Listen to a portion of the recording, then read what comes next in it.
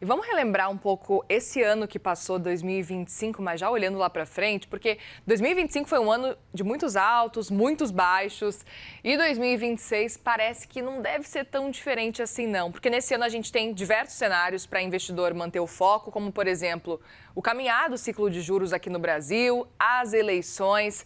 E como é a primeira segunda-feira do ano, quem vai debater conosco as principais tendências aí para 2026 é a economista-chefe da Lifetime Investimentos, Marcela Caualt. Muito bem-vinda, Marcela. Bem-vinda mais uma vez por aqui. Uma boa tarde, um bom dia para você. Eu tô boa tarde, que eu tô acostumada com boa tarde. Um feliz ano novo para você. Bom dia.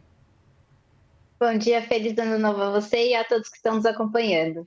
Quero muito traçar um pouco sobre esse cenário de 2026, o que os investidores precisam se preparar, mas antes de mais nada eu preciso já aproveitar e te perguntar, porque olhando para esse cenário de 2026, ninguém estava contando com essa instabilidade geopolítica na Venezuela envolvendo Estados Unidos. Portanto, tem mais um acréscimo aí já nas nossas previsões de 2026.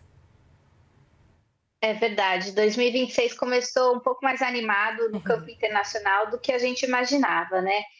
Quando a gente começou a traçar as tendências para esse ano, a gente tinha ali como a primeira tendência, né, o primeiro ponto a prestar atenção, é o jogo do protecionismo norte-americano. Mas é claro que quando isso foi traçado, a gente estava pensando muito mais na questão das tarifas do que na questão de geopolítica. Afinal de contas, ao longo de 2025, o que a gente viu foi o presidente Donald Trump, apesar das ameaças em relação a novos conflitos, o que a gente viu acontecer de fato foi uma diminuição dos conflitos existentes, especialmente aqueles conflitos que estão na mídia, né, estão no noticiário. E aí eu quero chamar a atenção para a questão do conflito entre Gaza e Israel, que teve um cessar-fogo muito bem sucedido, e a questão das conversas em relação ao conflito entre Rússia e Ucrânia, que estavam caminhando, ainda que a passos lentos, a um acordo de paz. Então, de fato,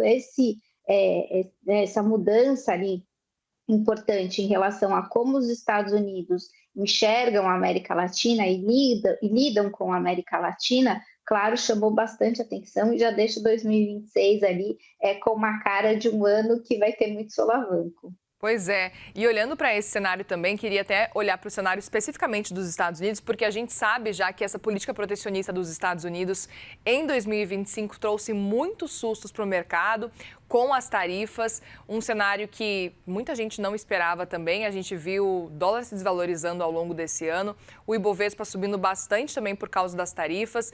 Portanto, o que esperar dessa política protecionista nesse ano de 2026, que também tem eleição nos Estados Unidos de meio de mandato lá do parlamento, portanto, a gente deve ter um Donald Trump querendo melhorar a popularidade também.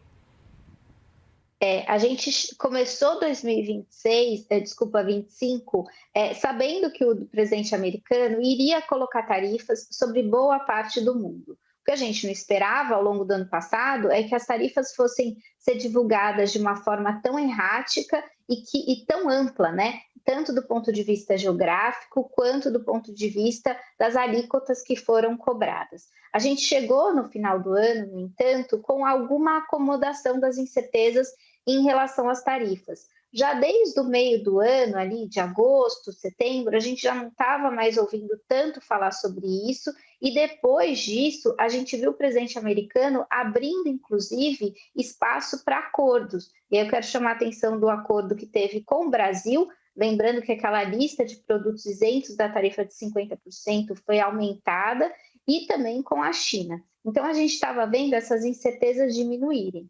Um dos pontos importantes por trás disso era justamente o que você falou, a popularidade. As tarifas, elas têm muito reflexo sobre a economia americana, especialmente sobre os preços que aumentaram e também sobre o mercado de trabalho. As empresas ficam muito inseguras em relação ao que vai acontecer, acabam adiando projetos, enfim, e demitindo pessoas.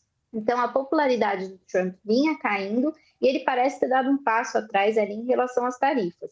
E agora parece que o foco dele, inclusive, mudou do ponto de vista, né, a diplomacia dele saiu da questão comercial e agora foi para a questão geopolítica, é o que parece nesse começo de ano. E aí queria aproveitar e tentar entender com você o quanto que a gente pode esperar de impacto de todo esse cenário para o Brasil, já começando a olhar para esses movimentos todos, levando em consideração que a gente tem uma previsão aí de alguns cortes de juros para 2026.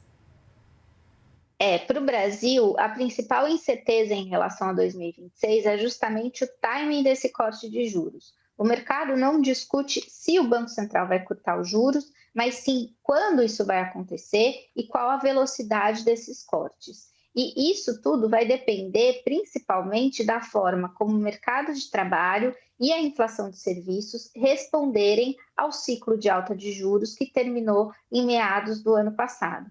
A gente sabe que esse ciclo de alta de juros, né, apesar da gente ainda ter a inflação de serviços bastante elevada, a gente tem algo que está ajudando o Banco Central, que é o câmbio. O câmbio, o real brasileiro se valorizou na esteira da desvalorização da moeda americana. Então, todo esse contexto internacional e a forma como o dólar vai responder a tudo isso vai fazer diferença também nessa questão do ciclo de juros brasileiro.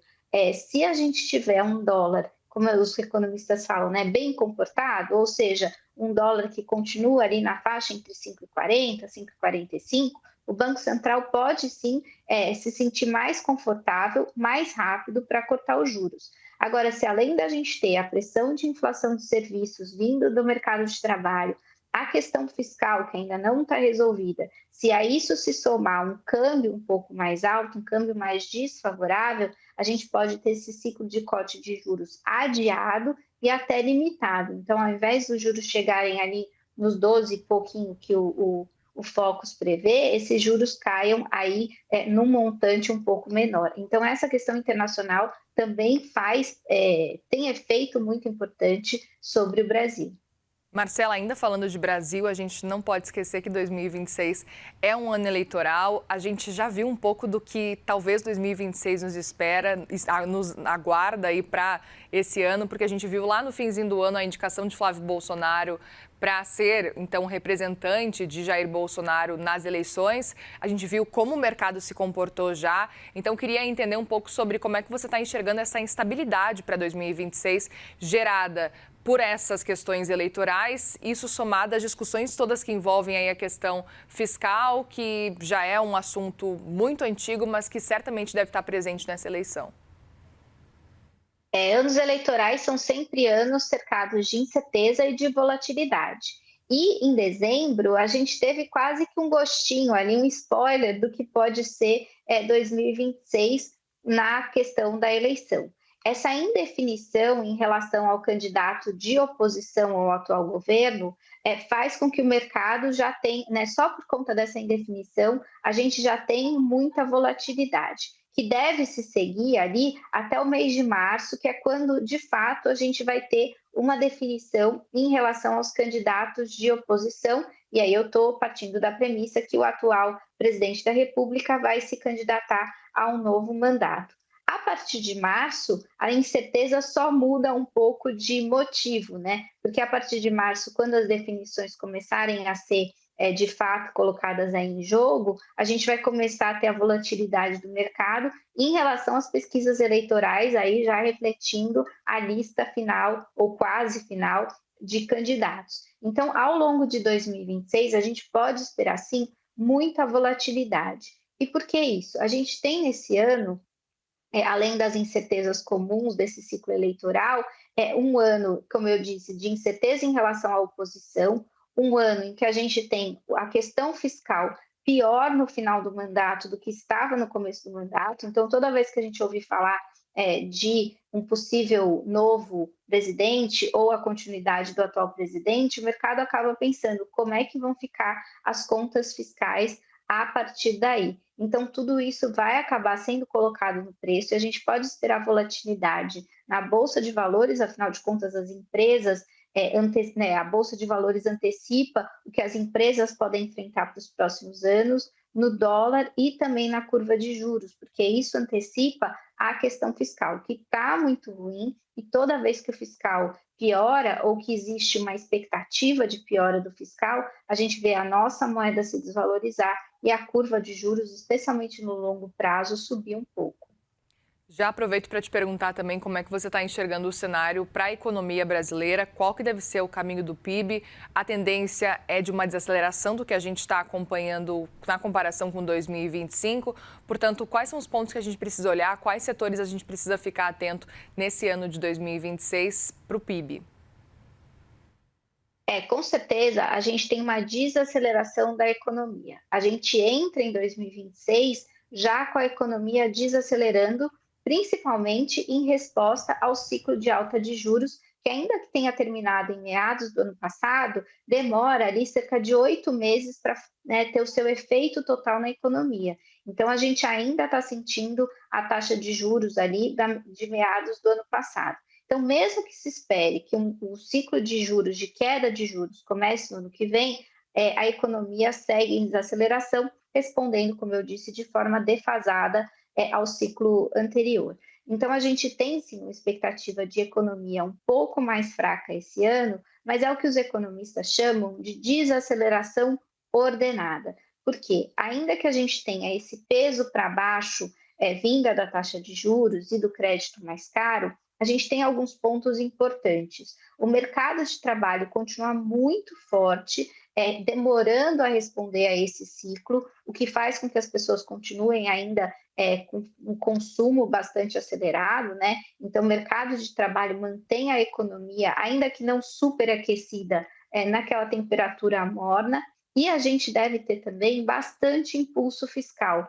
Anos de eleição são anos em que o impulso fiscal se exacerba, tanto vindo do governo federal quanto vindo de governos regionais também. E aí a gente deve ter um impulso ali, alguns cálculos indicam que o impulso do fiscal no PIB pode chegar a 1 ponto percentual do PIB. Então, se a gente tem uma expectativa de PIB para 2026 que se aproxima dos 2%, um pouco menor do que os cerca de 2,3% de 2025, quase metade disso pode vir do impulso fiscal. Então, tanto o mercado de trabalho bastante aquecido quanto o impulso fiscal acabam fazendo algum contraponto à desaceleração ocasionada pelo ciclo de alta de juros. Então, ainda é uma economia que segue crescendo, mesmo que em temperatura mais morna. Muito bem, nós conversamos com a economista-chefe da Lifetime Investimentos, Marcela Caualt. Obrigada mais uma vez, Marcela, pelo papo aqui. Um feliz ano novo para você. Para todos nós, muito obrigada pelo convite. Obrigada.